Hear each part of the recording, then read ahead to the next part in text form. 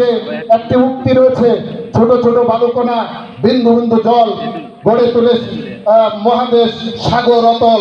সুতরাং আপনি মনে করবেন না যে আপনি একটি গাছ লাগালেন তাতে আর কি হবে, ওই একটি গাছই আমার দরকার। এইভাবে প্রত্যেককে যদি আমরা গাছ লাগানোর জন্য সচেতন করতে পারি, প্রত্যেকে যদি আমরা গাছ লাগাই, দেখবেন আমাদের দেশে অভাব থাকবে না। আর্থিকভাবে যেমন আমরা উন্নতি ঘটবে, তেমনি আমরা প্রাকৃতিক দুর্যোগ মোকাবিলা করব।